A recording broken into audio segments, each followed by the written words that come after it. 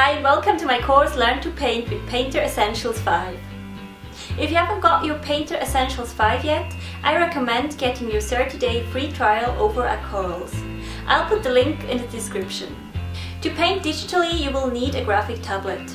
I recommend the brand Wacom. I've had my Wacom Intuos 3 for over 9 years now and it still works perfectly. In addition to that one, I got myself a Cintiq 13 HD that allows you to paint directly onto the screen, which does feel quite natural. But to get started, a pressure-sensitive small graphic tablet will do the job just fine. You'll get used to drawing over the tablet onto the screen fairly quickly. So when you're ready, I will give you an introduction to Painter Essentials 5 and show you how everything works. Then we will first draw and paint a piece of fabric. We will first sketch it and then we'll paint it with the acrylics and the oils.